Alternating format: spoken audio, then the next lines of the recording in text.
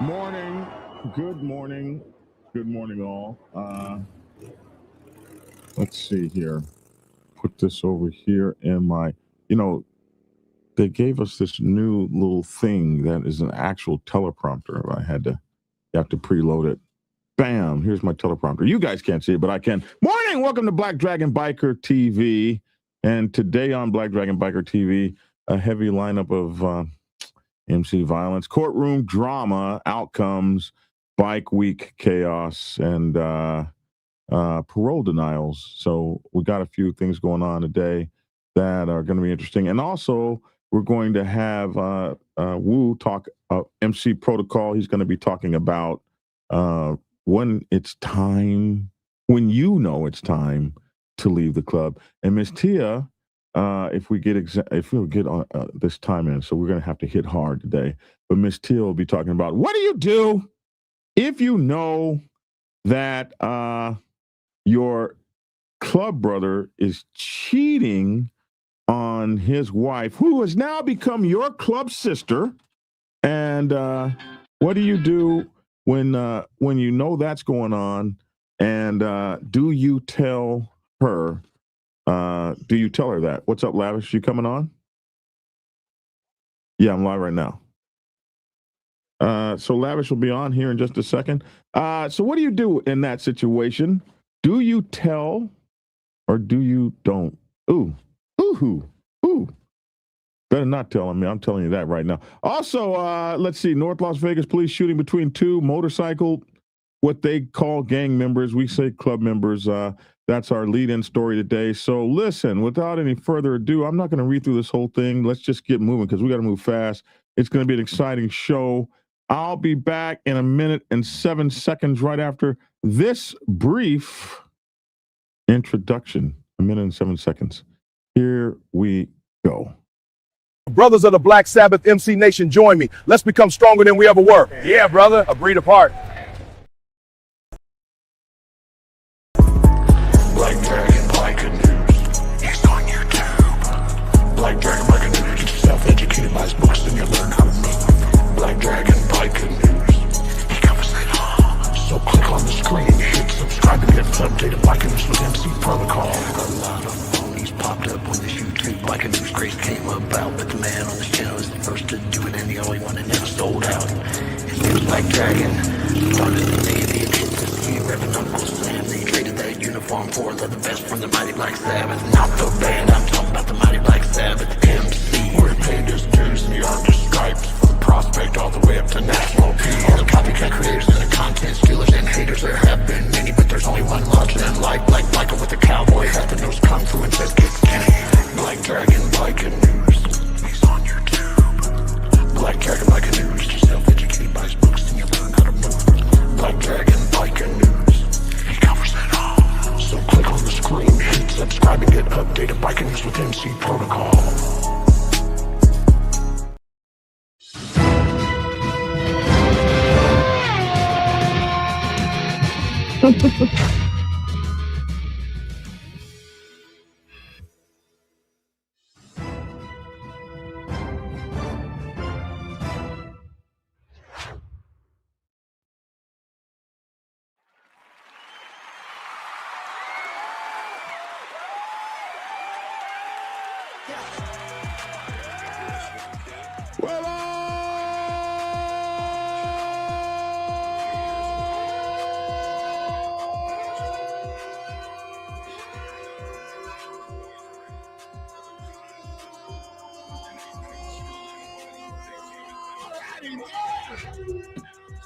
All righty then. Boy, I wish I could hit those buttons worth a damn. Hey, allow me to introduce our wonderful hosts and co-hosts. Hey, out there in New York is my man, Woo. What's up, Woo? Good morning, everybody, from cold and rainy New York City. Oh, is it cold? Hell no. Yeah, man. Can you guys pray for us up here, man? I'm so tired of this. I don't know what to do. We ain't even wearing no coats down here, man. Man, pray for me. Pray for me. You gotta pray. We're gonna add you in our prayers, brother. And the lovely Mrs. Tia Bunch. Wow. Wow, there's actually Mrs. Bunch out there. I'm just like cowabunga. I can't even believe that. Me neither. Goose said this morning, congratulations on taming the dragon. What the hell is wrong with my friend? What the hell? Congratulations. Yeah, listen, ain't nobody been tamed, bro. I'm still out here in these streets, okay? All right. I'm still as hard as I ever was. I don't know what the hell's wrong with these people. Man, it's getting ready to get worse. Get ready to get worse. Tell them, Tia. Tell them who runs this. Tia? Okay. You heard the preacher when we got married. The preacher said that you had to obey me. Remember that? I heard that. Okay. All right. I just want to make sure things are remembered. I got that. Oh boy. Let's see. And now the wonderful police commissioner, the honorable and indomitable Lavish T. Williams. Hey, brother. What's happening? What's going on, y'all? Good morning, Lavish. Respect. What up, Joe? Hey, man. Let me see it. Let me play my new commercials real quick. Hold on a minute. Let me play my new commercials real quick. It gives me great pleasure to play my new commercials. Action! Brothers of the Black Sabbath MC Nation, join me. Let's become stronger than we ever were. Yeah, brother. A breed apart.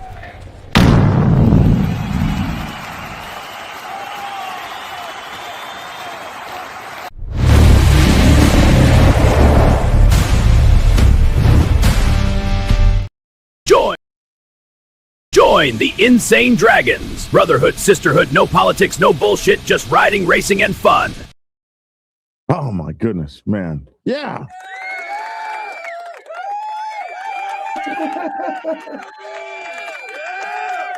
I like that. That was hard. Oh my goodness. No comment. Yeah. You can comment. I don't mind. All right, here we go. I don't have one. I don't have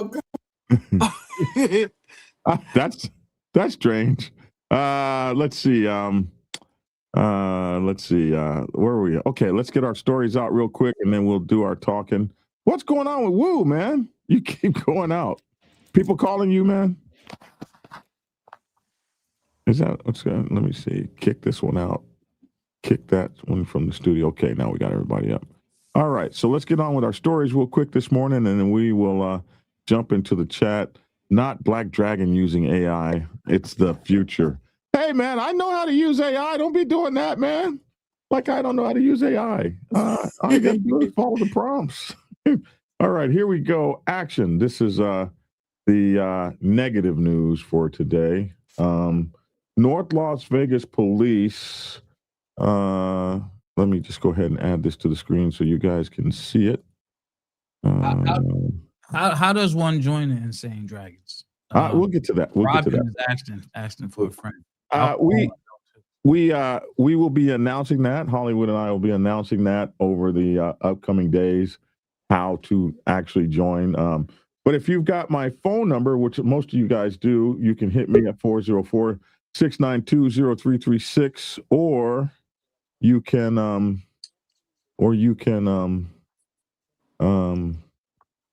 hit me at Black Dragon and BlackSabbathMC.com. We'll have a website up and all that very soon and coming. Boy, Woo, you're having a hard time staying on the program today. You keep going off and coming on, but we got you. All right, let's get this story out real quick here. Action.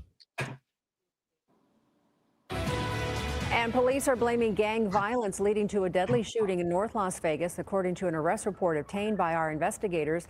From February 21st, members of two outlaw motorcycle gangs argued. Police say 35-year-old Jesse Robinson shot and killed another man. Robinson is now held without bail at the Clark County Detention Center on charges of open murder and conspiracy to commit murder.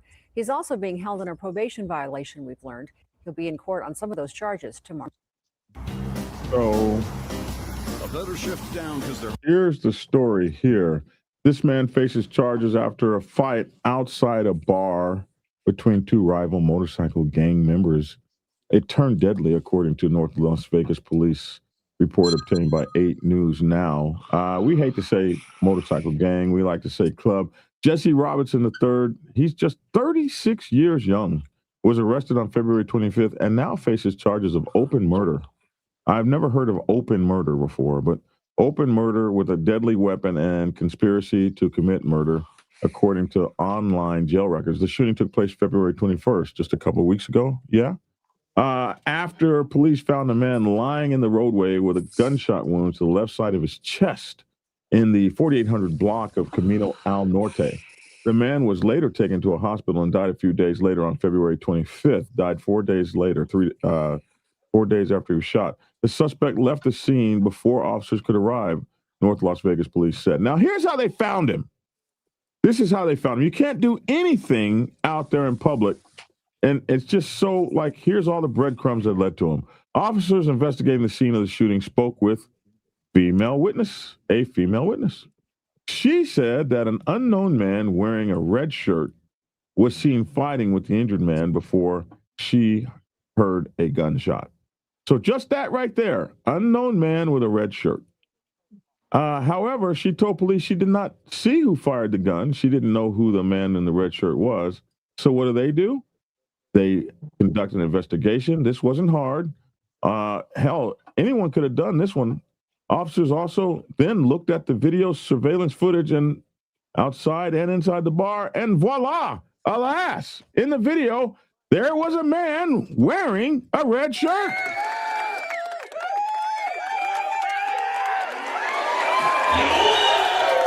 Now, this police work wasn't very hard.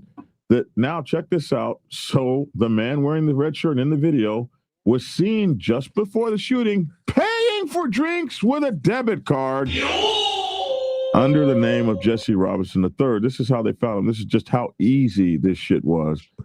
Before the shooting, police said he paid for drinks with a debit card. They go look at the time. They go look at the debit card. They get the name.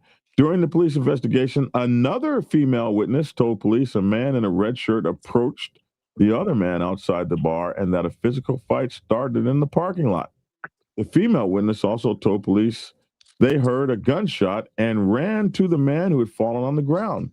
She told police that she didn't know the man in the red shirt, but they knew who he was because they had been, well, looking there at the credit card on the surveillance video. Now, surveillance video also outside of the bar showed Robinson walking to his truck and then speaking to someone in a black SUV. A short time later, a silver Chevrolet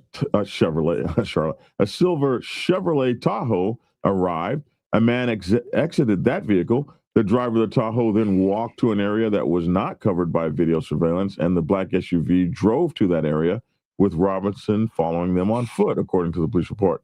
An officer investigating the video later said, as I watched the video surveillance, I saw an unknown male walking ahead of Jesse Robinson, and Jesse covered his face with his shirt as they walked toward his truck and the Chevrolet Tahoe, according to the report. In the surveillance video, a woman who was seen driving away from the scene in Robinson's truck. A woman was then seen driving away in his truck. So some kind of way a woman came and got his truck. Meanwhile, Robinson now is seen getting into the passenger side of the Tahoe and riding away. Nice vehicle change. Changed into the Tahoe. Everybody's moving away. The black SUV is then seen following the two vehicles a short time later, according to the police report. During the investigation, the officer tasked with investigating criminal activity in outlaw motorcycle gangs. So they brought their outlaw motorcycle gang expert in. That's the same guy you'll be facing in court, and you'll probably need me. Don't forget Black Dragon has a service for you guys. Anyway, this outlaw motorcycle gang expert, motorcycle club MC expert for the past 9 years, he's been investigating outlaw motorcycle gangs. He identified the man who was shot as an active member of the Satadura Outlaw Motorcycle Club. They say gang, we say club. Satadura, I believe, they're one percenters. And that the man seen in the red shirt, who was identified by police as Robinson, as a member of the chosen few outlaw motorcycle, we like to say club, according to the police report. The investigating So it seems that a chosen few has allegedly shot Asadadura, is what it seems like. The investigating officer also confirmed that the two clubs had recently been at odds with each other and that they were documented shootings between the two clubs in Southern California, according to the police report. Police investigators deemed the shooting between the two men as gang-related and determined that a gang enhancement would be attached to the criminal charge, according to the police report. So that's an extra 5, 10, or 15 years and an extra $20, $30, $50,000, according plus anything else that happens. Following the death of the man shot in the fight, police served a search warrant at Robinson's home. While searching Robinson's home, police found, alas, what did they find? They found the red shirt. Damn.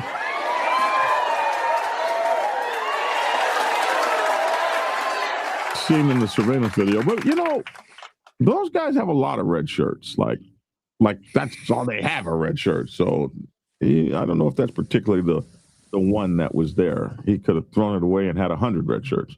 But anyway, they found a red shirt in the surveillance video during the fight, along with Robinson's motorcycle club vest, according to the police report, which means they have it now. He don't have it no more. They got it now. They're not going to give you that shit back. That's really nice. I can tell you they take that from you. During the investigation, police also stated they believe Robinson was working with several other people prior to and after the shooting, according to the police. So they're going to be trying to identify all those people and tie them all into the shooting. You watch and see. On February 25th, Robinson was taken to the North Las Vegas Community Correctional Center, where he faces charges of open murder with a deadly weapon and conspiracy to commit murder, according to online records.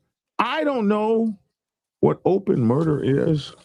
What is open murder? What is an open murder? An open murder charge in Las Vegas. Las Vegas. Let's see. A person charged with open murder in Las Vegas is a flexible indictment. I don't like those damn flexible indictments that allows prosecutors to charge a homicide without immediately specifying the degree. It encompasses first-degree murder, second-degree murder, and voluntary and involuntary manslaughter. Oh, so they throw this on you. It's flexible because they can later on tell you what it's going to be, letting the jury or judge determine the specific conviction level based on the evidence. So this is like one of them one-size-fits-all charges. The charge covers a range of offenses from premeditated killing to manslaughter. Flexibility, it provides prosecutors latitude if the evidence does not clearly prove first-degree premeditation, then they can throw the rest of the stuff on you. So it allows them to stack up on your ass, which is a nice little thing that they have. Ouch. So anyway, hey, man, there is no hiding from the camera. There's no hiding from the camera, my friends. That's my biggest thing. You can't do anything out there in public. Stop it. Stop it. They keep getting y'all and putting y'all in prison forever. And if you are someone, and I don't know anything about this case, I just read it, but I've been doing this for a long time. And if you are someone that was involved with that, they're coming after you too. They're coming after as many of y'all as they can come after. So, helping somebody, driving them away from the scene can get you caught up. And you can hear where they're going with it. We believe several people were involved before and after. So they're going to turn this into, and I don't know if it was or not, but it sounds like they're leaning towards turning this into like a big old gang hit. And anybody in all them cars that was involved or whatever, they're going to be looking to identify you. So, when you get asked to help out with this kind of stuff, just look how easy they came to the person that they allege have done this, that they want to charge for, that they have charged for this. And you got to think about stuff like if I'm in a bar and I've just bought a drink with my credit card, you do know, please know that that's on camera somewhere.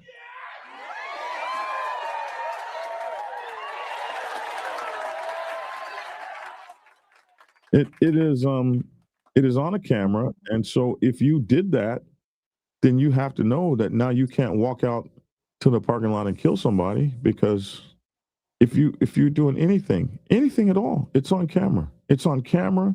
It's on camera. It used to be that the UK was the most videoed country on the planet of Earth. I don't know if the United States has overtaken them, but if we haven't, we're trying real fast. Okay, so that's what I would say about that story. Good luck to those that are involved, and absolutely prayers to the one lone Satadura who died out in a parking lot, most likely over some bullshit. And that is it. How does one join the Insane Dragons? I'll be letting you guys know that. We'll be having that information coming up very soon, but it's going to be really, really, really, really cool for everybody. Next story up, man stabbed. Yeah, where's that story? Man stabbed in 2023 biker clash in Cornwall, found not guilty of all charges. This clash between members of the Loners and the Outlaws motorcycle clubs happened in a parking lot by the Core restaurant. Where's this? I believe this is in the UK. A man who was stabbed during a clash between members of two motorcycle clubs outside the Core breakfast and lunch restaurant in Cornwall in July 2023 was found not guilty of all charges against him stemming from the incident. So that's what happened. His name, well, I don't know how to say his name, so let's just say Kevin, 35 years old, appeared before Ontario. Oh man, this is the UK, up north. This is in Canada. Superior Court Judge Nathalie Champagne at the Cornwall courthouse on Friday. In her sentencing, Champagne said she wrote two versions of her final verdict, one version in which he was guilty and another in which he was not guilty. Ultimately, saying she felt she could not find proof beyond reasonable doubt. All related charges against him were dropped. And he was one of 9 individuals who were charged in relation to the incident in which 2 people were stabbed, 1 was shot. There were 7 charges against him, including unauthorized possession of a firearm, unauthorized possession in motor vehicle, possession of a prohibited or restricted firearm with ammunition, possession of a firearm knowing its possession is unauthorized. Damn. 2 charges pertaining to careless use, storage of a firearm and ammunition. Boy, those non-firearm countries don't be effing around. And possession of property obtained by a crime. He pleaded not guilty to all charges and was found not guilty of all charges. Evidence heard by the court during the trial mentioned by Champagne in her judgment may be covered by a publication ban that extends until the trials for the other 8 people are charged. So we can't talk about, well, they can up there. And I'm not going to do it here. We can't talk about the information and stuff because it's going to be used in the other trials. So I guess we just have to be quiet about it for now. But anyway, the defense attorneys presented their submissions to the judge. The case is due to return to court on March 20th. Hey, he was found not guilty. Maybe that'll happen for the rest. Maybe not. We'll see. Betty Boop was busted as Daytona Bike Week officially starts. Now, I don't know if you guys know who Betty Boop is, but she's a lady that's been riding in Daytona Beach forever.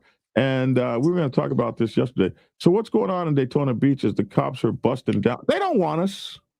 They don't want us no more. They don't want us down there in these places no more. Hey, Myrtle Beach has said they don't want y'all's ass. That's Canada BD. Thank you, Biker News. I finally figured it out. They don't want us no more in all these places. Biker News said an outlaw caught lead that night. Oh my goodness. Well, we'll have to get him on so he can tell us more about this story. But that last story. But they don't want us down there, and they got all these crazy laws, HB 459, and all these laws that are coming up down in Florida. So you're seeing it. This Betty Boop lady used to get paid to ride as Betty Boop. She's been going to the Daytona Bike Week for, I don't know, maybe a couple decades. She's 80 years old. Her name is, what is her name? Barbara Spurlock. And she's known as Sparky Betty Boop. And she's of Ormond Beach. They got her for revving her engine. That's one of the rules. Can you imagine riding one of them raggedy ass Harleys y'all be riding and you can't rev your engine? Like, it's not necessary on a Victory or an Indian. That's called blipping. We don't need to blip our engines because our motorcycles stay running. You don't have to. I'm saying you can't. It sounds like a little Jetsons car. You do. Yeah. Yes, you know, it has nothing masculine or manly or aggressive or aggressive sound to it. So, of course, you wouldn't do that. We'll laugh at you. Yeah, you don't have to do it either, and because you don't have to do it, you're not going to get a picture at Daytona Beach like Jimmy Boo got busted for that because they're stopping that dumb shit. They're saying no. Yeah. They're saying, who in their right mind is to sit up and go, what the hell? That's, you know, when T and I ride, we enjoy the beauty of our stereo equipment and the serenity of the nation around us. And we get to hear the birds and the chirping, and it's beautiful when we ride. Everything is all good. Everything is probably all good when it's just you two on the highway. You pull into a crowded area, and I don't want to put Tia on the spot, but she's looking out the corner of her eye at that badass Harley. Like, woo, that must sound good. Man, them D&D pipes sound good. Don't put her on the spot. And whatever you do, don't put her on the spot like that. No, she's not looking at that. She's listening to the Victory just hum. No, she like, man, look at that bike. Look at that chrome. Woo. What do you ride, Dragon? You have a gold wing? What do you ride? I have a gold wing, but I ride a Victory. How did I know? How did you know what? That you had a gold wing. And I own some of the most incredible motorcycles that there have ever been built in the world. I knew you had a gold wing. It's funny. My club made me buy an American-made steel motorcycle because they didn't want to ride behind a national president on a gold wing. Absolutely. That's how I got a Victory. That's how that happened. And then you got an extinct bike. Right. They don't something that's extinct. You went from bad to worse. It wasn't extinct when I got it. Anyway, this lady here, I'm going to move on because you guys have obviously been corrupted. The 80-year-old Furlock was revving her engine like y'all do on her Betty Boop themed motorcycle on Main Street when a Daytona police officer stopped her, waved her off to the side of the road. Revving the engine is one of the things police frowned upon from the parade of bikers cruising Main Street on Friday, February 27th, the first official day of the 85th annual Daytona Bike Week. That's what they call White Bike Week. Black Bike Week is going on right now. The rain held off for much of the day before the drop started falling around 4:30 p.m. Yeah, you'll be surprised maybe to know that there is actually two bike weeks in many places. Woo, and they'll be called White Bike Week and Black Bike Week. I don't know why. Well, I do know why, because the way racism was and stuff when these things first started out. So just two sides of definitely figured out how they would do these things, and so that's how it still goes on to this day. I typically go to both of them. I'm down there for 14 days when I go. Families identify, this next story, families identify man killed in Palm Springs motorcycle club shooting. I haven't seen this video yet, so it's my first time. Action. Oh, of course. This gotta be over. All righty. The must-see destination for organic raw beauty. Right. Visit your nearest location today. Tonight, the family of Irvin Simmons is identifying him as one of the men killed in a Palm Springs shooting Saturday that left 2 people dead. And while the Palm Springs Police Department has not officially released the victims' names, Irvin's family confirmed his identity to News Channel 3.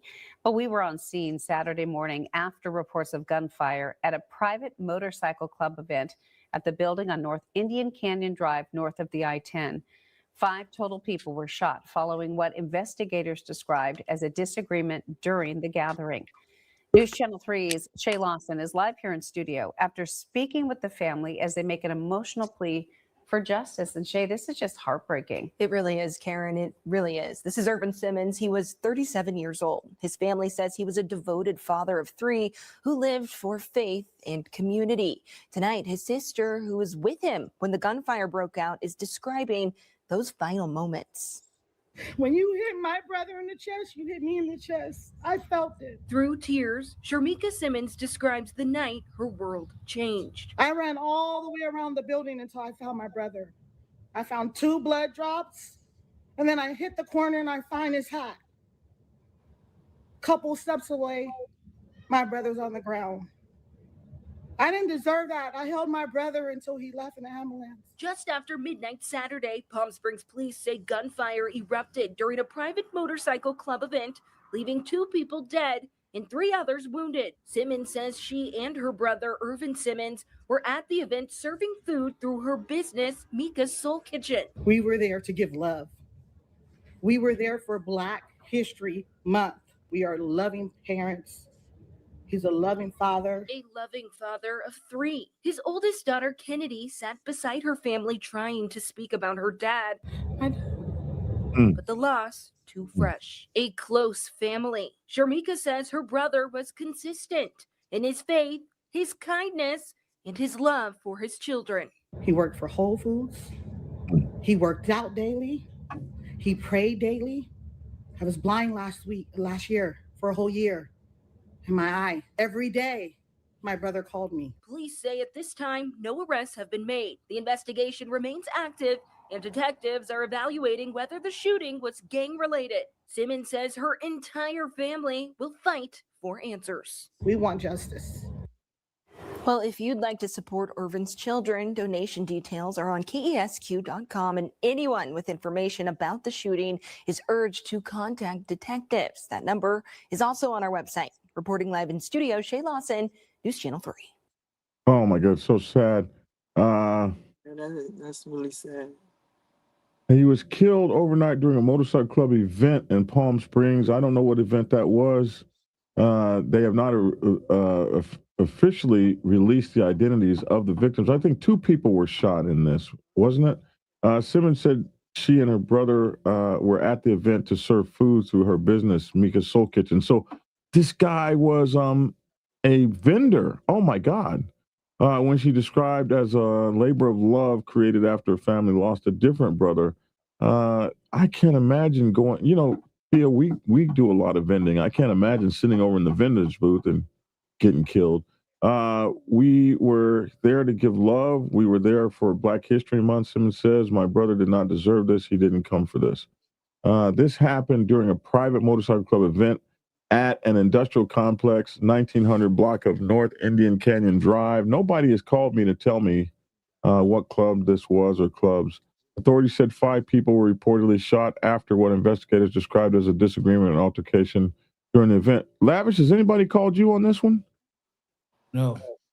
2 adults were transported to the hospital and later pronounced dead. The others were treated for non-life-threatening gunshot wounds.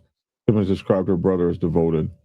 Oh my goodness. So the family's looking for justice. If you know anything about this, call Detective Gilberto Alcaraz at 760-323-8132 or gilberto.alcaraz at palmspringsca.gov is the email address, or provide anonymous information to the Coachella Valley Crime Stoppers at 760-341-STOP-7867. As of Monday, there have been no arrests, and no one's been arrested. Investigators said there is no ongoing threat to the public, but they don't even know if it's a gang-related shooting or not. That's a very horrible story, man. Very horrible story. And that was the story there about the 2 clubs. That's Betty Boop. This is a crazy one. Check this out, man. What do you do if you're in the store? This is off of the biker thing. This is just 25 people robbed a store. Exiting the store, taking with them nearly $1.7 million in jewels. But what these guys don't realize... Let me start all over again. Okay, action. Are you guys going to start all over? Huh. It just froze. I hate that when that happens. Come on, man. Don't do this to me. Okay, let's just go into the next one. Oh, everything's frozen. Really? I mean, you only got 1:54 p.m. Heller Jewelers and 1, 2, 3, 4, 5, 6, 7, 8. Say what now? You only got like 50 windows open. You know. 150. Hey, I got a badass computer. It can do all of this. Yeah, it's showing us right now. Hold on. 1 second.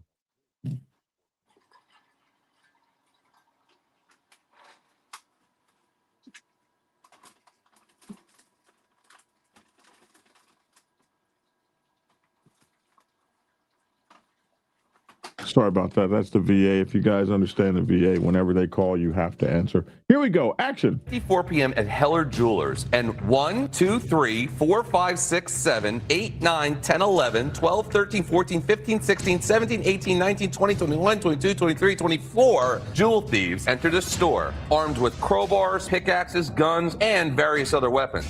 Make that 25.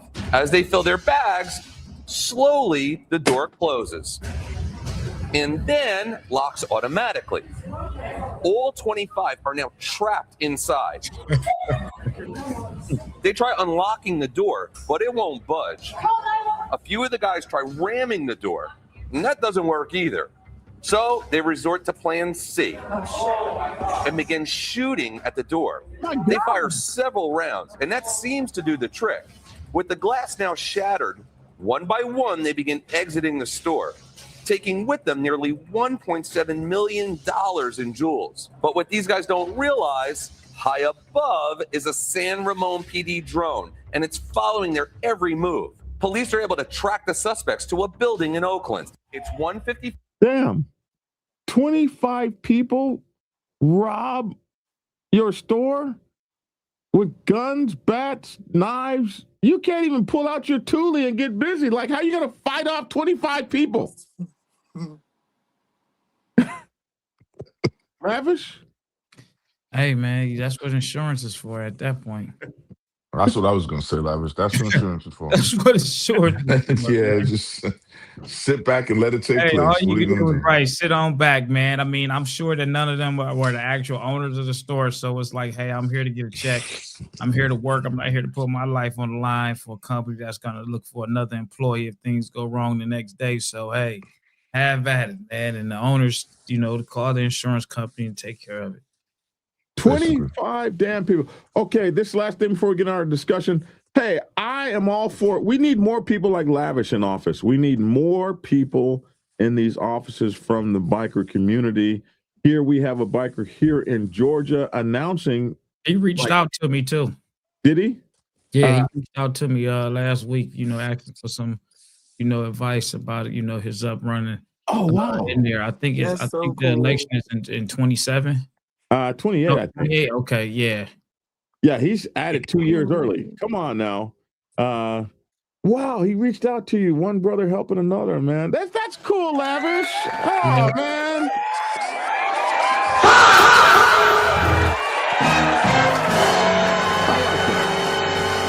I like that. Lavish is a good guy, man. It's all right, man. Here we go. Action. What a grand season it is for Douglas County, Georgia, as a community. I am Richard D. Stapleton, and I have been called to run for your corner of this wonderful county. This week, with great honor of Medical Legal Death Investigators Week, I marched into the Douglas County Elections Office at our county courthouse with extreme excitement to declare my intentions legally. I have worked all my adult life in some form of law enforcement, to include nearly 4 years at the Douglas County Coroner's Office. While there, I sought training above the standards that were set, ultimately leading me to become senior deputy coroner of our community. I was influential in making the coroner's office better than it was prior to my arrival in 2020. In this season, I have accepted that I am called to do over and beyond to bring resurgence back to the office of Douglas County Coroner. I have seen and I have heard the concerns of our community for better care in regards to those who have met death in our growing county. 2028 will approach us fast. I simply ask for you to trust my continued dedication and activism leading up to the election in November of 2028. Please follow me on my journey as I, Douglas County candidate for coroner, Richard D. Stapleton, aim to continue my passion towards being a voice for the voiceless of our community. This message was paid for by Community for Stapleton. Voice of the voiceless, man. I like that. Wow, man.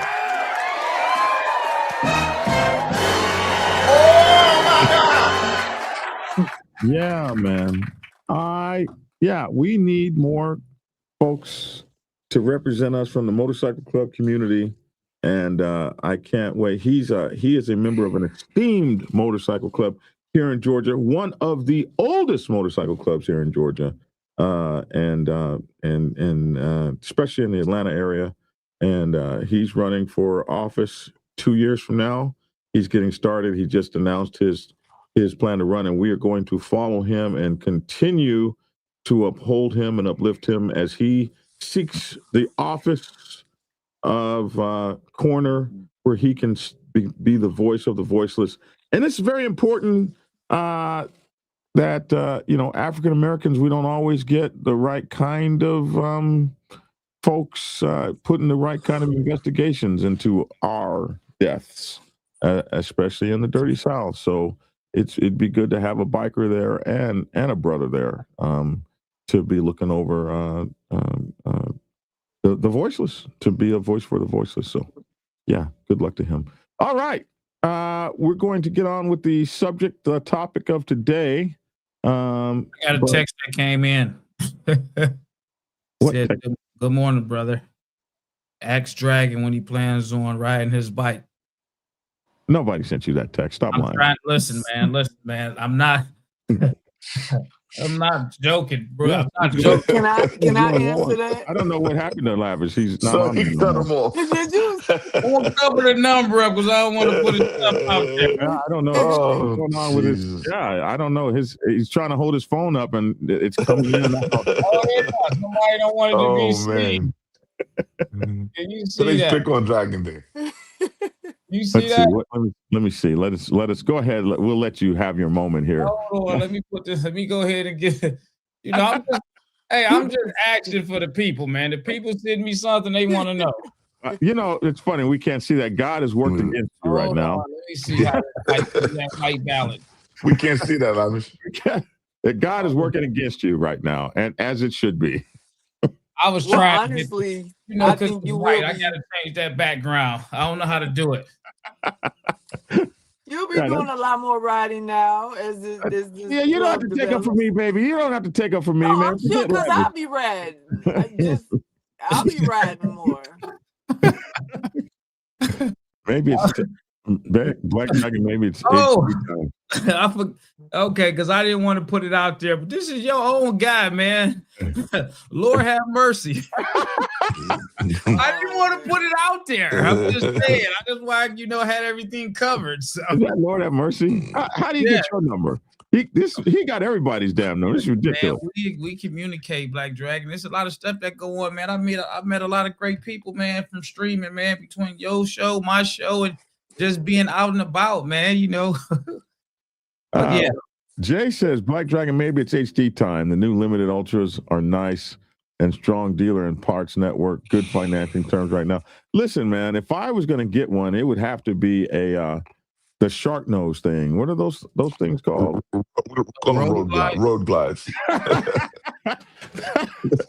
The shark nose thing. Yeah, we call them road glides, Dragon. I like those. Yeah. Yeah, those are, I like. If I was going to get one, I'd get one of them shark nose thingies. I don't like bat wings, man.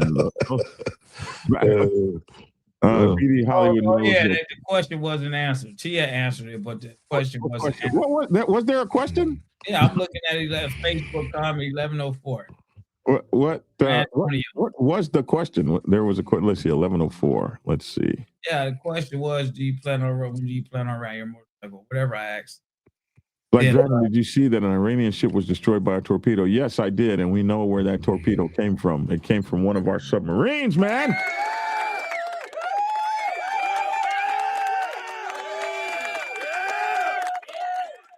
Let's get this straight. Oh, one of my haters outside hourly. Let's get this straight. An internet club that you founded just so you could be back at the top. Cool story, Black Dragon. Woo! The hate is real out here. It's real. And just because of that hate, I just decided I needed to play a commercial again. Just to welcome that hate. Where's my commercials? Here we go. Action. Brothers of the Black Sabbath MC Nation, join me. Let's become stronger than we ever were. Yeah, brother. Agree to part.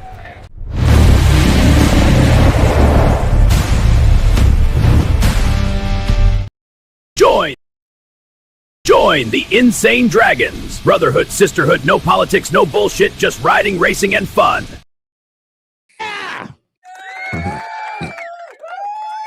An internet club I founded just so I could be back on top. Yeah! And you're just pissed off because you can't found one. Why don't you found one outside hourly? No one will join. But I've already got people knocking down the door to get in mine. That felt good. No fun if the haters can't have none. You know, they want some love. They want to be acknowledged. They are fans too. There are fans So too. shout out, brother. Have a good day. Whoever sent that. Shout out, brother. Black Dragon asked Lavish how many miles he rode last year. None. Talk about it's interesting and quiet over there. Lavish? Lavish? Lavish getting quiet. Oh, there you go. There you go. He's on the phone. There you go. Never mind. It just went past him. Black Dragon, I just got my first bike, Harley Davidson Low King. Never rode before and would like to get your opinion on what you think about my teaching me how to ride versus taking classes. Boy, you a goddamn fool if you don't go take you some classes. Quit playing. Why is he asking Dragon's opinion on a Harley? Why did Dragon get a Harley question? He don't ride no damn Harley. I'm the knower of all things. Oh my goodness. And I've ridden Harleys before. I got to show you the video. Everybody started screaming when I got on a Harley down at the club. Black Dragon's on a Harley. Nobody could believe it. But here's the thing. He's not really asking me about a Harley. He's asking me about my opinion on whether he should be teaching himself how to ride versus taking classes. And here's the thing. You got to take them classes, man. And I would say take them twice, especially if you're when I didn't take classes because we learned how to ride on mini bikes on the farm. And so you wrecked that mini bike about 100 times before you ever even got on a street bike. Or dirt. So we went from mini bikes to dirt bikes to street bikes. So by the time I actually got on the street bike, I'd been riding for 10 or 15 years, at least 10 years. I've been riding since I was like 8. I got on my street bike at like my Enduro. I got my Enduro at 14. You can get your license to ride at 14. I rode my Enduro until I was about 18 or so when I got my first real street bike. So I'd been riding for 10 years before I ever saw the streets. You guys buy bikes that'll do 120, 130, 140 miles an hour. That's your first damn bike. Like my first bike could only do 15 miles an hour. So my first bike was a mini bike. I was in 6th grade. That's what I'm saying. And then I went from a mini bike to a spree. And then when I got my driver's license, that spree sat in the garage because I was driving. And after I came out of high school, I jumped on the crotch rocket. That was a Shred. You had a Shred back in the day, in the 90s. You was like winning. You had a Suzuki Shred 750. Yeah, and that's what I started riding on. It was one of my homeboy's cousin's bike. He had the bike. He fell on the bike, and at that time, everybody was scared to ride motorcycles and they're dangerous, they're this and they're that. He fell on the bike. His cousin took over the bike and I started riding the bike. And I've been riding since then and ain't missed a year yet. Yeah. So you've been riding your whole life. You don't have to take a course. You don't have to take a course. But if you're an adult and you got a motorcycle, no, you haven't fallen enough times. You haven't ridden through enough BS. You haven't been in bad corner. Like on a mini bike, you face all that stuff. Man, I done flew off that mini bike a few times. You know, it didn't have suspension. I done hit a rock. I done hit a rock and Superman off that thing. They had to catch my breath on the ground. You know, you lose that breath. You're like, this is how I had to limp back, man. The mini bikes, you fall off of those, they don't start right back up, man. You got to push that thing back home and go in the garage and work on that carburetor again. So this is part of learning when you start riding as a kid. If you start riding as an adult, you don't have these experiences. By the time you got on a street bike, you were well seasoned on how to ride, how to fall, how to counter steer. No, when I got on the street bike, listen, let me tell you this, because I lied to the guy. I said, I know how to ride bikes, man. I've been riding scooters and mini bikes all this time. I got on the first mistake I did when I got on a bike, never being on the street bike. I turned the key and I hit the button. And I'm like, dude, this bike ain't started. It must be something wrong with this bike. I don't know how to start the bike. And he's like, no, man, you remember, you got to grab the clutch. I didn't know what the clutch was. None of that stuff was. And I told him, oh, yeah, your bike different. Because he didn't know how to ride either. So if he would have knew, like, Lavish don't know what the hell he talking about. Started the bike, and he told me, whatever you do when you get down to the corner, don't turn the handlebar. Just lean. I'm like, okay. I got to the corner and I'm like, oh, I'm not about to lean on this bike. I'm not about to lean. And I turned the handlebar. Oh my goodness. Up through the alley and the bike fell right over. But my adrenaline threw the bike back up because I didn't want him to see that I dropped the bike. And then I tried to take off and the clutch just kept popping. So my long and short to that is take the class, man. You got to take the class. I say take it twice. Take the class, then get your motorcycle and ride on it, and then go take the class again a couple months later and to see all the stuff you forgot. Somebody says, Nanogro says, the new crotch rockets with sway control, wheelie control, launch control, air shift, you don't even have to know how to ride anymore. Outside Hourly brings up an interesting point. He goes, well, I guess there's no difference between you and FHO. And Fast Harleys Only was a group started by Big Cell that was a riding club. And, you know, that's something that Lavish said yesterday. And, you know, I have to tell you guys that there probably is no difference between. I never had a problem with Fast Harleys Only. As a matter of fact, when Big Cell announced to me that he was going to, we were still business partners back then, and he had been basically kicked out of 5 motorcycle clubs, or 4 or 3, whatever the number he says is. He had been kicked out of many motorcycle clubs, and he was just now getting kicked out of Kings of the South. And so it was a natural progression for him. One, you know, a lot of the stuff that he did was stuff where people didn't want him in their clubs anymore. But some of the stuff he did, he was just beyond his time. And so it was a natural progression for him to go to a motorcycle club. When he talked to me about it and read his bylaws and stuff off to me, I was all for it. I never had a problem with him starting a riding club. That's what riding clubs are for. They're to ride, have fun, and I never had a problem with that. My problem with Big Cell was when he put a damn diamond on his riding club because his some club was sponsoring or something, and he put a diamond on, and I just thought that was dumb shit, and I talked about it, and that was part of what made us fall out. I couldn't see that it was dumb. It didn't make any sense. But the fact that he had a riding club, that, you know, what's wrong? If anybody can have a riding club. Riding clubs exist, and if you want to start a riding club, start one. There's nothing wrong with that. I guess there's no difference between you and man, shut the you didn't change, man, in the last couple weeks. You changed. You get a little bit more aggressive. You should have just went on and just said the whole, you know. He's just trying to understand. He's just trying to understand what you're doing. That's all. You just have to explain. Oh, he's not trying to understand. Like, he's trying to be a hater. Like, there's no difference between you and Big Cell.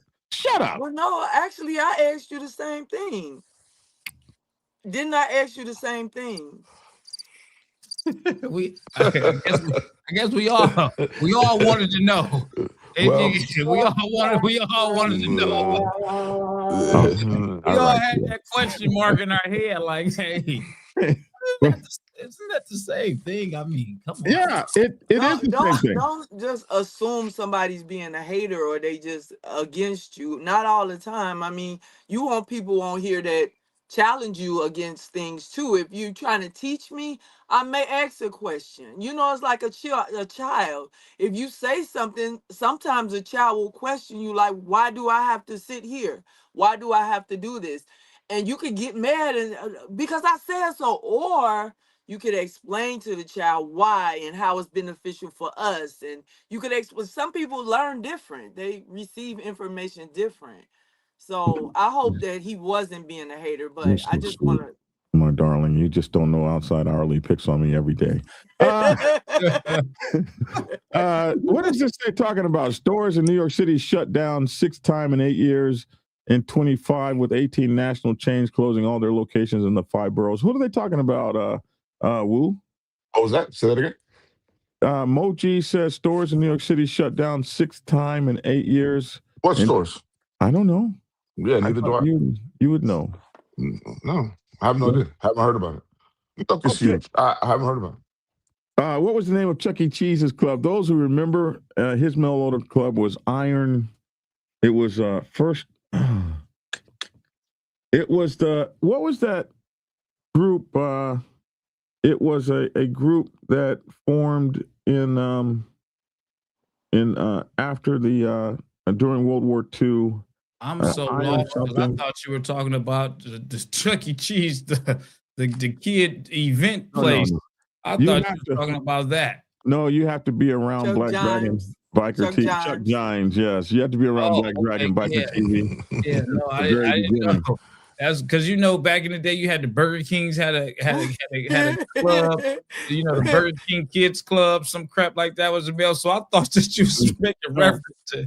No, Chuck Gines, we called him Chuck E. Cheese, the Desert Rat. He was my. Oh God, I remember that.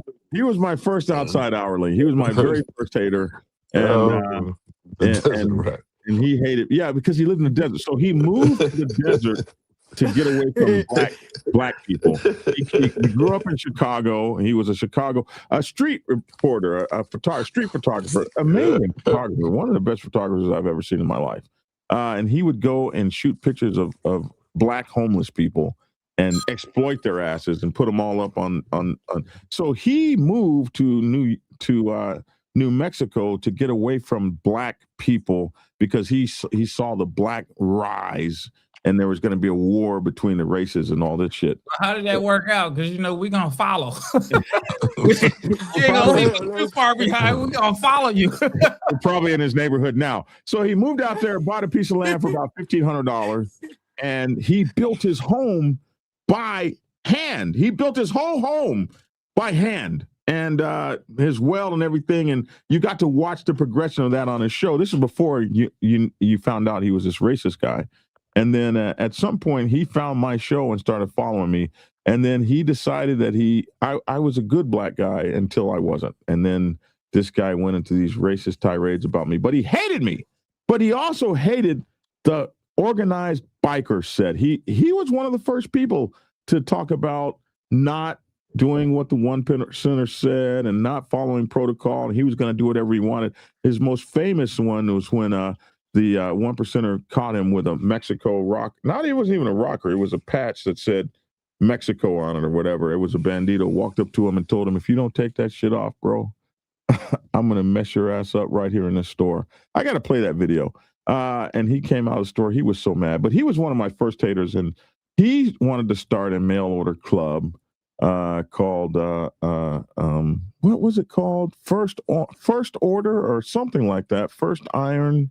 It was named after some Nazi sympathizers back in World War II. Yeah, it's just straight up this guy. He was something else. But see, here's Outside of Orderly right now. Shout out to Big Cell. He every time he shouts out all the people that hate me. Without insurance, your business can stay. Okay, that's Moji back on that. I don't know what you're saying. If you ever come out of Atlanta a set on twos, I'll be happy to ask you the same thing. And he always wants to fight me. Like, I'm 62. I don't want to fight you. I tell you, who can ride are those Brazilians who zip in and out of the tight traffic, popping wheelies, wearing shorts and flip-flops. We call those the flip-flop people.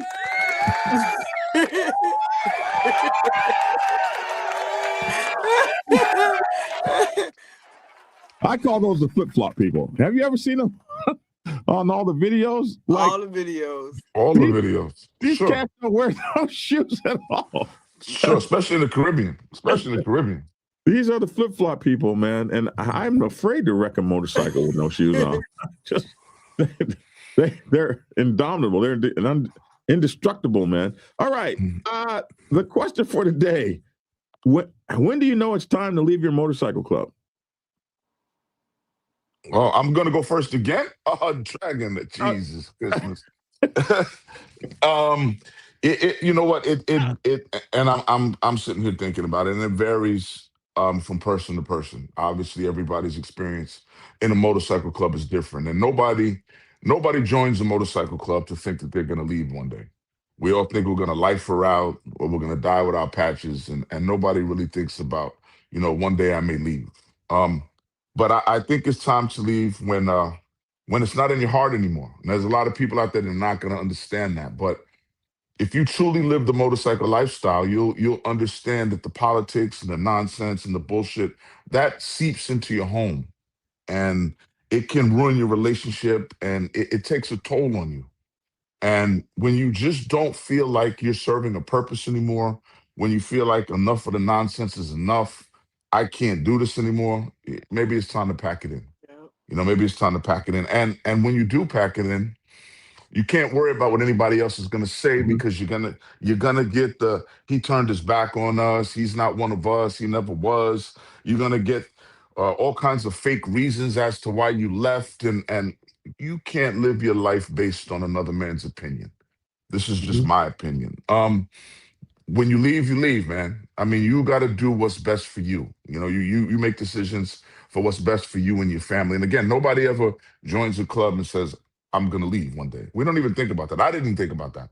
But, as the years went on and the nonsense just kept hitting, and things weren't changing, and it's the same stale ideas over and over, and nobody's open to anything new, it gets to be tiresome. It takes a toll. It took a toll on me. You get tired. Once you get to that point where you look at your bike and you know what, you look at it like it's a victory, and you go, I don't want to ride this. I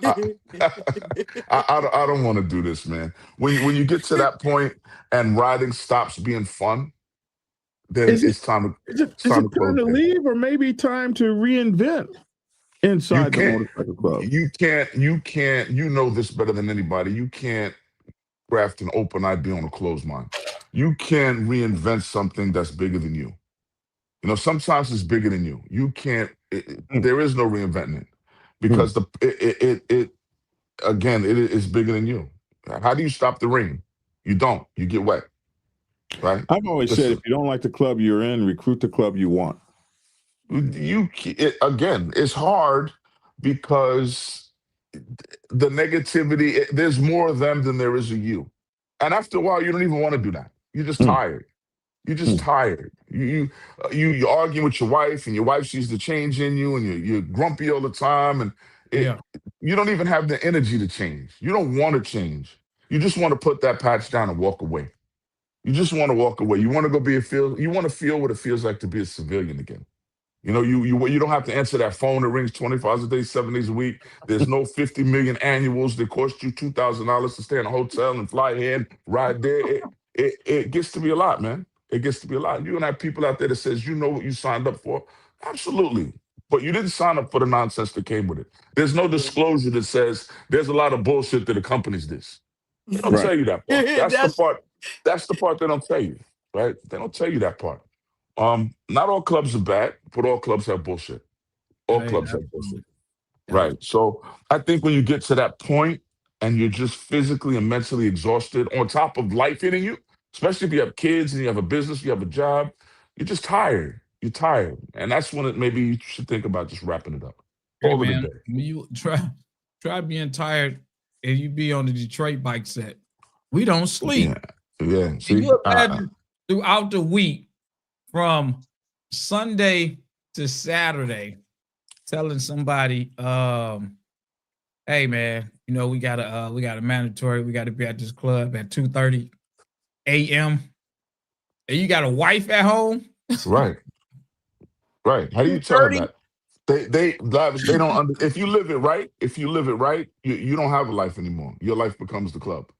Your Yeah. life literally becomes a club. You find yourself wearing club colors to weddings. You find yourself wearing club colors. Everything is club. You know, we And got some people like that, and if you don't wear it or if you don't show up, oh man, you Right. ain't in the club like that. Oh, I know it. Another thing, real quick, is some people outgrow the club. You know, I don't do the same thing. I don't do the same thing at my age, and I'm not going to say my age. I don't do the same thing now that I did when I was 15. My interests just aren't the same. Correct. Sometimes you grow as a person, and you outgrow the nonsense. You outgrow the same stuff day in and day out and day. You want something different. You want to try other things, and that happens too. People just outgrow the club. This is just not where I'm at mentally anymore. Yeah. And if you're not there, you need to sit down with yourself and make a decision. Because it's not fair to stay. It's not fair for me to contribute to or be a part of something that I'm not going to give 100% to. If I'm not going to give 100% to it, then why am I being? It's not fair to the brothers. It's not fair to the club. It's just not right. Right? You get out what you put in, and if I'm not putting in, I can't expect anything out. Right. So Right, it's that time. part. Sometimes it's time just to have a gut check and say, you know what, maybe it's time I hang my patch up. It doesn't make you any less of a person. Do you hang your patch up for a small amount of time, or are you gone for good? You know what? I think I've had this conversation with you, and I'm struggling with that now. And the wife is like, no, you're not going back. But it calls you. It's like an addiction. It does. It's an addiction.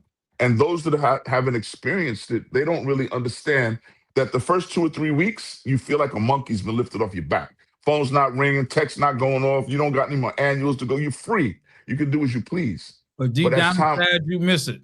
You miss it. And there's the conundrum. Right. There's the problem. And that woman's looking at you like you lost your effing mind. For the She second saw time. you losing your mind. Absolutely. And I've often said, you don't tell your wife when you're fighting with your club because she won't understand when you need to go back.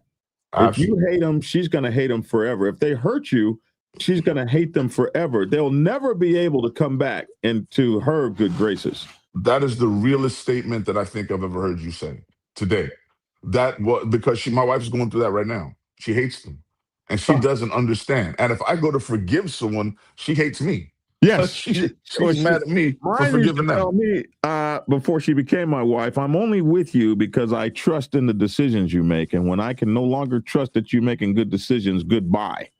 Wow. Thank you. Well, I'm glad my wife don't think like that. I'd have been single a long time ago because I make the bad decisions all the damn time. But it can be a try. It can be a I don't know the word I'm looking for, but it can be a very emotional time for you. You know, you're leaving stuff behind. You're leaving brothers behind. You're leaving a life behind. It can be rough, man. But I'm just trying to say to anybody out there that's going through that, man, make the best decision for you and don't worry about nothing else, man.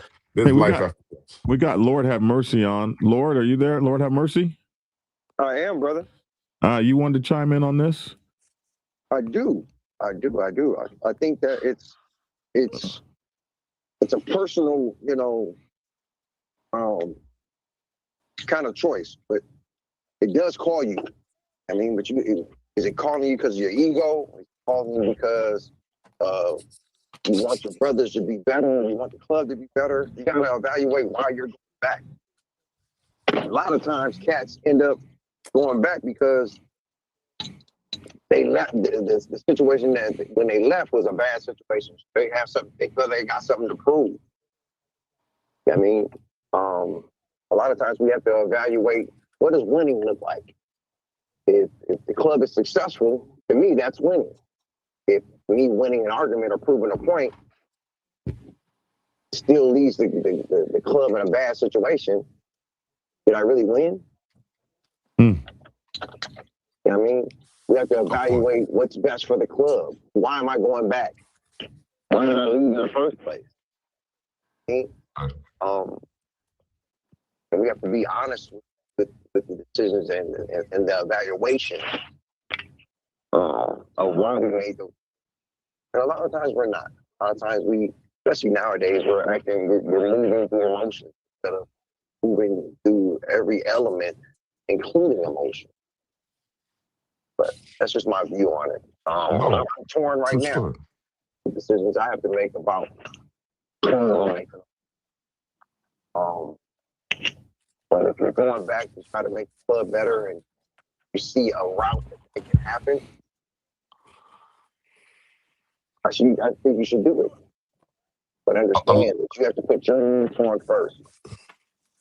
You have to do what's best for you first. You're at your best, and you can be at your best for the club.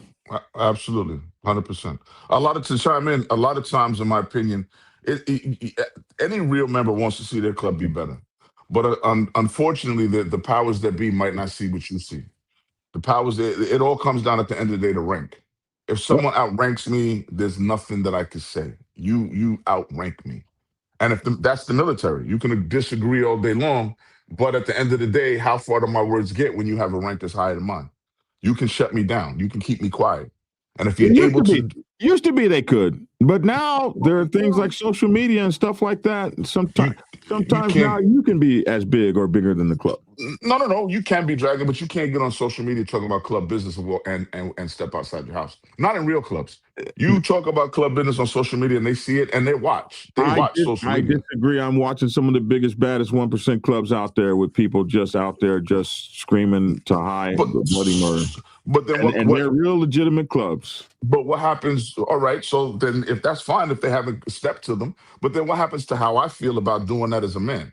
I don't want to put my club on blast in the public. It depends. Like in one case, this guy was done wrong, and he was able to not only step away, but build a club just as big as maybe not just as big, but build a club, and he's got hitters and this, that, and the other, and he happened to be a hitter where he was. And I've seen that a lot of times when the hitters walk and start talking like that really was the hitter, and he stepped away and walked away, and ain't nobody fixing to mess with that guy. They don't want that smoke because he was a hitter for real. You know, even in the big clubs, even in the tough outlaw clubs, some guys in there ain't hitters, and some guys in there are. So sometimes when a hitter steps away, what the hell are you gonna do? And he takes a bunch of hitters with him. Because he's the guy that calls the bluff. I think that's a little different than I think that's a little different than someone in their heart not wanting to do it any longer. I think that situation is a little different. I understand what you're saying, but I feel like this, my personal thing. I'm in my club, been in the same club, never been in another club, and I think we all have moments where we don't even want to rock with the club. I've never set my colors down, my rags down, and left my club. I just personally move different from time to time at different points in time. I've been in the same club 20 years this year. Congratulations. Thanks. And throughout that time, it's been times with different leadership where you just been like, listen, man, I'm not even rocking over here. But we got, and I want to say this, I have different chapters as well. So I might not rock with my chapter, but I'm around throughout all the other chapters. But personal reasons. I'm still out representing my club. I just moved different. I didn't want to be bothered. You know, some people can retire from their club and not have to quit their club, come out when they want to come out. I mean, I guess what works best for, a person works best for them. I don't know everybody's situation. I've seen people get married. I've seen people whose families is like, hey, that club stuff ain't working. And you see them disappear. They never did quit the club. I don't know if laying your colors down temporarily is quitting the club to handle your personal life. I've seen people do that. I've seen people retire out of their club just to focus on their family. I've seen people get a divorce and they pop right back up on the set. And hey man, I'm getting a divorce. I had, my wife at the time, a girl, whatever the case is, she wasn't rocking with it. So they had to make sure home was straight. saying all that to say that no matter what, I'm not going to quit my club. I might just move different and still represent my club in some type of way. I just might not be out there as strong as I once was. Understood. Completely understand. That's why I started the conversation off with it's different for everybody. Every man's decision is different. Everybody's going to move, like you just said. Every man's going to move different. Every man has a different reason for why they do what they do. And the one thing about me is I never question another man's decision. If that's the decision you made for yourself, brother, I stand behind you. Like, who am I to tell you your decision is wrong? I can't. That's your decision. You like it, I love it. Yes. Yeah. It is what it is. It is what it is. I ain't gonna lie. If you quit my club, I'm going back to what you said. I'm one of them guys. I'm pissed off at you. There's a lot of them, Lavish. There's a lot of them, boys. I ain't gonna lie to you. Mike, who was it? Preacher Man Steve Hill said, Preacher Man said, and when you quit the club, there's an isolation that happens. Here he goes right here. Hellfighter Preacher Man. Then you get no calls. Nobody stops by. You struggle with the isolation. Well, I want to say and that's me, because I will isolate you. If you quit the club, you don't really hear from me anymore. It used to be that way. I would stop calling and stuff because it depends. I see it different ways. I see it different ways. I'm speaking for Lavish. I am going to probably isolate you because I feel like, dang, man, all this time, all this bond, all this, and you just gonna leave the club. That's if you're leaving the club to go to another club. We wasn't good enough. However, I'm going to say everybody has their reasons why. Because you can be in a club and a guy leaves your club. And you know why he left. Because you know that it was some BS behind the scenes. So really, how could you really be mad at this guy?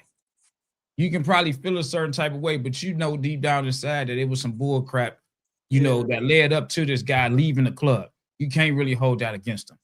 You probably say you should have just worked that out, blah, blah, blah, but you can't tell that guy how to feel, because he got to deal with different levels of tolerance. We all have different levels of tolerance. So what Dragon can tolerate and still be in his club, somebody else would be like, it's no different than a job. Some people can work 30 years and retire on the job. And some people 2 years and they out. It depends on your tolerance level. Very true. It doesn't mean you're weak. It doesn't. And I've seen people leave the clubs and nobody treated them no different. A lot of people never treated them different. I did. I'm only speaking for me because I just take certain things a little more personal than I probably should. Because people join these clubs, and while they're in these clubs, they live and die by this club. I'm in this club, whatever your club name is, for life. I'm ride or die. And I be holding that stuff to heart, man. How you ride or die, man? You repping and is this club for life. And then when stuff happened, you went over there.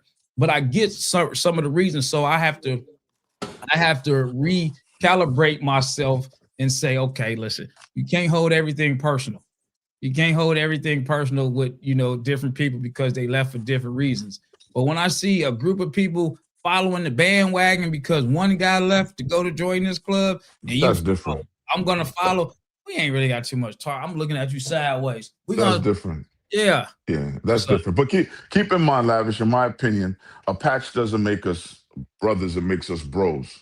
The experiences we share together, how we get to know each other over the course of years, makes us brothers, right? So if you're my brother, me having a patch on shouldn't ever change that, in my opinion. Everybody's different. Everybody say he ain't got a patch, he's no longer a brother. I get it. I don't do that. And I still get tons of phone calls to this day from people in the club that are still in the club. And we don't talk about club business. We talk about life. We talk about grown man-ish. We don't talk about club stuff. But to me, a patch makes you a bro. Again, the experience, the bond we built together over the years makes us brothers, and no patch should ever come between that. In my opinion, no patch should ever change that. Not to me. If I mess with you, if I fudges with you, I fudge with you. Period. And patch or no patch, man. If you go to another club, if you go to a robber club, or you take a bunch of other dudes, that's a completely different situation. I'm not talking about that. I'm talking about a man's individual decision to lay his cut down because of because it was just getting too much for him, or he outgrew it. He didn't find the passion in it anymore. If you can't get up every I can morning, deal with that. I can deal with you sitting it down because the club life or this club what it stuff is. right now is not for you. When That's you it. set it down to go to another club, Nah, different conversation. that's where Nah, I hold some type of feelings. nah. Now you I set it have down to get your life in order. Cool, congratulations. Go ahead, get your stuff in order, man, because you should put that stuff first before this club. But if you right. leave the club to go over there, I'm looking at you sideways. Nah, I've only had two patches, my 99 and then my Outlaw patch. I've only worn my colors. Those are the only patches I ever put on my back, my Outlaw Club. And I always promised them that I would never wear another patch. And thus far, I've held my word. I've never put another patch on. It was nothing but a personal decision. It had nothing to do with I'm running over here. I'm not a club hopper. And now I'm speaking for myself. I'm not a club hopper. That was never who I was as a person. So again, I feel every man's decision is different. And as long as you're not, like you said, running off to another club, which is a completely different situation, if you feel like it's not in your heart anymore, put it down. Because you're only doing your brothers a disservice. You're doing the club a disservice. And you're going to continue to destroy your house, man. Put it down, and maybe one day you go back, if they let you back. Maybe one day. That's how I feel about it. Somebody said, Sprite said, quitting the club and quitting the set are two different things. Have you quit the set? I'm extreme. Everybody in the city of New York knows me, man. My wife and I go to functions. I'm patchless. I get love from everybody. So no, absolutely not. Everybody on the set and NYC knows me. Not only because of my wing business, New York City Hot Wings. We serve wings. So we do a lot of club events. With my food truck, no. I share flyers on my Facebook page from all clubs. I show love to everybody. They get their printing done through us. We do printing. So I'm still on the set. I still, and I would show up tomorrow. I've been invited to many events I have flyers to that I'm going to personally pull up to just to show love. Love has nothing to do with a patch. To me, in my opinion, if you show love, you show love. That ain't got nothing to do with club stuff. So why should that change that I'm not in a club any longer? Because if it changes, then I never loved you to begin with, right? That's just how I see it. Right. And I agree with you. I just tend to, especially before my fiasco, I was that person that really didn't talk to you anymore after you left the club, especially if you left the club. Somebody said it on here. I felt like, we weren't good enough for you anymore. And because, like you said earlier, everything was club. My life was club. Like you say, you wear club color. You have your best friends call you up. Hey, man, we're going to have this event. Could you come over? But please don't wear that shit. Could you put a suit on? Would you mind? So if everything was club, I really didn't have a lot of time for people that were no longer in the club. I want to take a minute to say something here. I've heard about this, and I did not know. I heard about it a couple of times. Somebody mentioned it to me the other day. And this is somebody said that Chatting with Stacks has a 4-part series that exposes George Christie, former Hells Angels president, as a rat. Let me tell you something, how I feel about this. Chatting with Stacks doesn't have the fucking credentials to call somebody like that anything. It reminds me of when these young guys come in the club and they want to talk shit about somebody that did something 4 decades before they were ever even around, and find all of this what they have to find bad about it and this, that, and the other. Like, you weren't there. You don't know the decisions that were made. You don't know why they were made. You don't know how they were made. But I can tell you that George Christie, whether you like him or not, has done a hell of a shit more for his motorcycle club and the motorcycle club world than fucking Chatting with Stacks. And so to call the, this guy went and met with one of the baddest dudes out there, Taco Bowman, in respect to advancing his club and making things safe for people, this, that, and the other. He's had wars. He's had his life threatened. He's been attacked. He's attacked people. They've gone back and forth, blew up clubhouses and all kind of shit. He's lived his life. He doesn't have to live his life through any kind of a prism of somebody that shows up 40 years later talking shit. And the reason that these guys on these social media channels get away with this, they come into our motorcycle club world talking shit. They don't know our motorcycle club world. So they can only reach out for the low-hanging fruit. And I've talked to Stacks about this. All they can reach out for is the rah-rah, low-hanging fruit. They'll never be able to have a discussion like we just had. They'll never be able to talk about the nuances of emceeing. They'll only ever be able to talk about the rah-rah, who has a homosexual in their club, who's a rat, who's this, who's that. And you people that watch them are stupid about this culture. Tell us how you feel, Dragon. All you want, a bunch of you're stupid. Who ratted on who? Who's a rat? Who's a homosexual? Who let a lesbian in their club? You kicked the guy out because he did some stuff that it was questionable. So we didn't want to have anything questionable, so he had to go. Alcohol is a bad thing, man. Alcohol is a bad thing.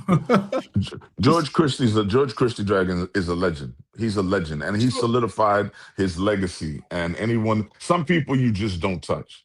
You just leave that alone. He's a legend, and you're never going to change that regardless of what you say. He's a legend. And Sonny Barger, they're legendary people. There's nothing you're going to say to tarnish that man's legacy, ever. In my opinion, he's a legend. And these people that listen to that, somebody said Black Dragon demonetized. Yes, I am. Well, you gotta understand. You gotta understand. I don't mean to cut you off, Dragon, but you gotta understand that there's a lot of people out there that aren't in the motorcycle community that are civilians that just eat this stuff up. They just eat it up because to them it's true. They don't know. They don't live the life we live, so they don't know. Man. It just gets on my nerves. Well, listen, I got to get out of here. I got Teams meeting at 12. It's 11:47. Oh, again? Jesus. Yeah. I got to get up out of here, man. We don't want to lose you. Woo. We don't want to lose you. Jesus, you're killing me, Dragon. You're killing me. First of all, we're more on time than we've ever been.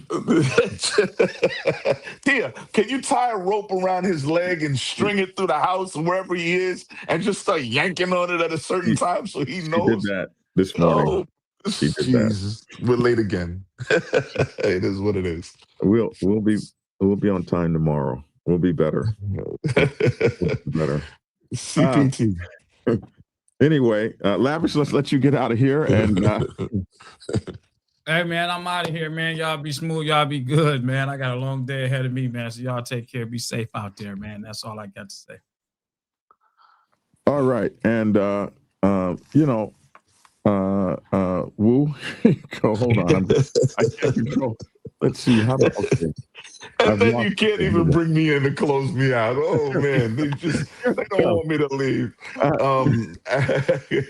As always, man, thank you very much to Black Dragon for allowing me to share my opinion on his platform, for supporting me through my journey, getting ready to start my own YouTube channel. Man, he's an amazing guy, man. I'm getting to know him even better.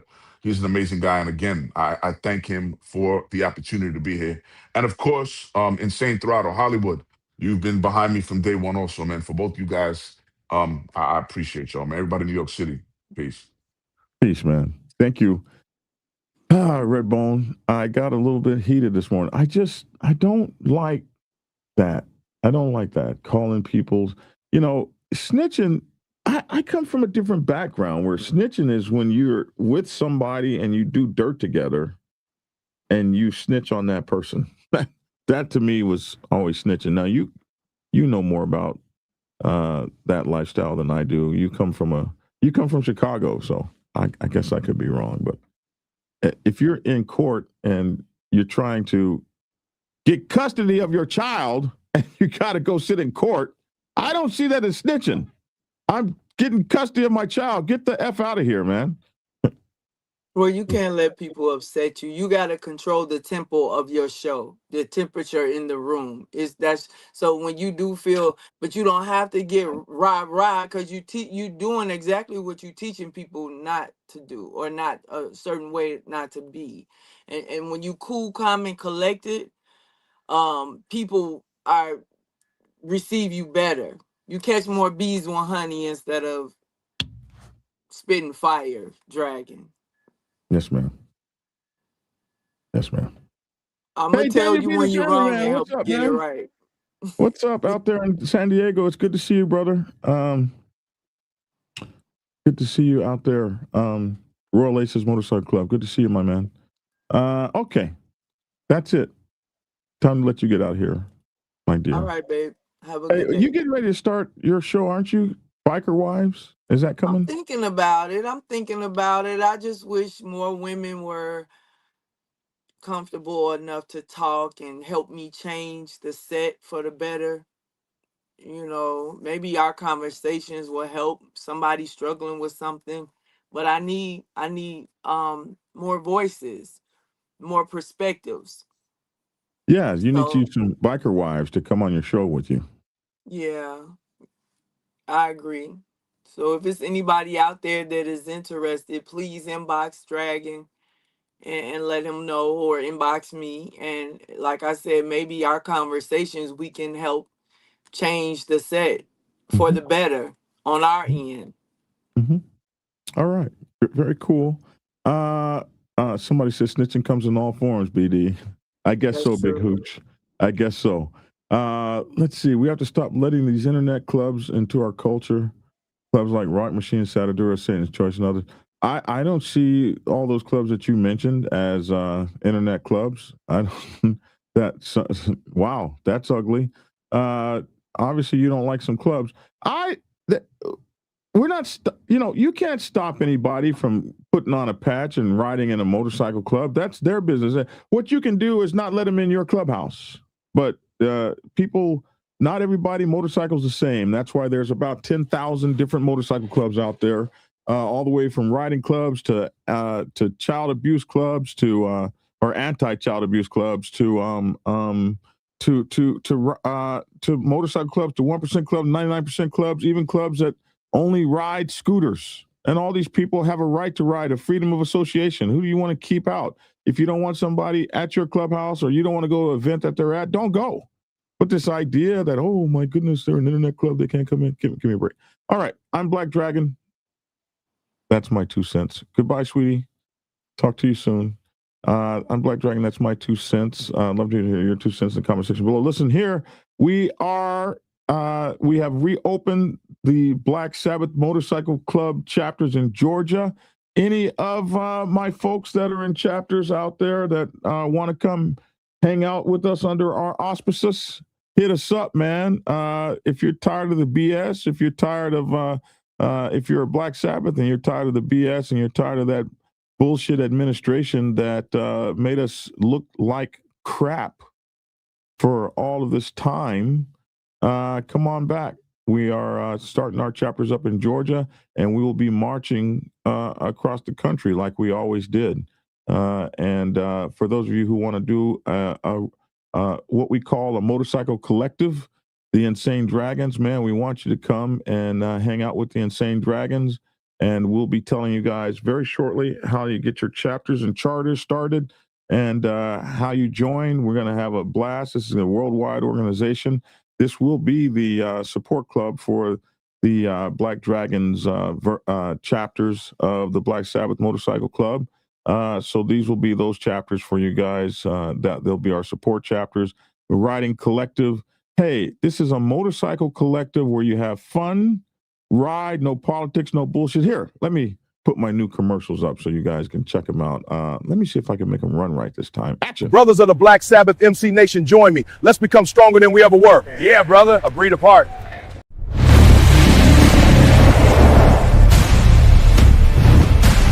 Join the Insane Dragons. Brotherhood, sisterhood, no politics, no bullshit, just riding, racing, and fun. Oh my goodness. I did it right that time. Now, if I black myself out, does it? Okay, let me try it. Brothers of the Black Sabbath MC Nation, join me. Let's become stronger than we ever were. Yeah, brother.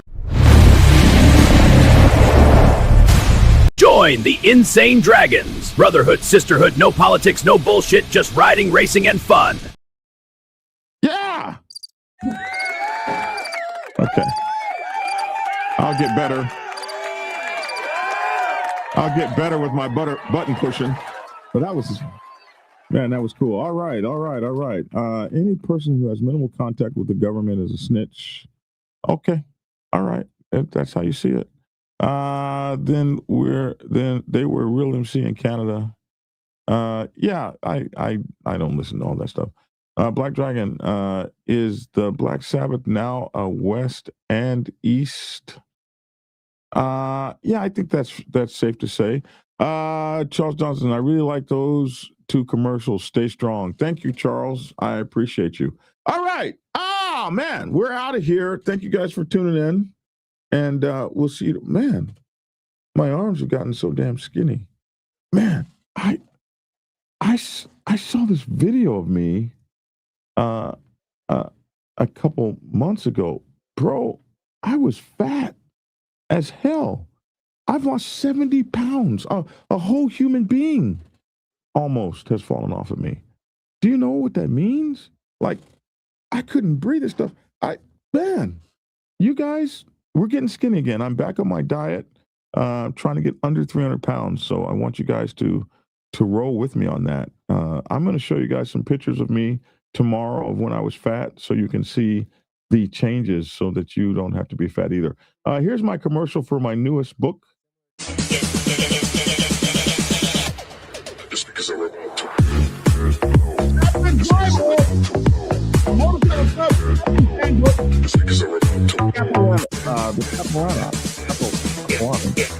I didn't even say that word right. Capilani.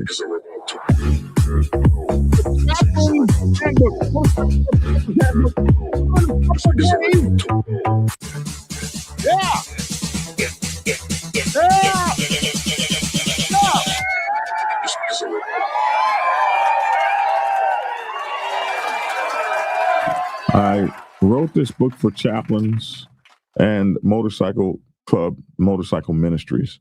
So if you want to understand MC protocol and how we do this thing, and the things that you will face as a chaplain, I've been very fortunate to have several chaplains look over the book, and it's really cool. The Chaplains, Motorcycle Club Chaplains Handbook. Also, my two newest books, Robert's Rules for Motorcycle Clubs and The Art of War for Motorcycle Clubs. All these are available. The Motorcycle Club Chaplains Handbook will be available in a few days. It'll be on Amazon. It'll be on Kindle. It'll be on blackdragonsgear.com. So make sure to get a copy.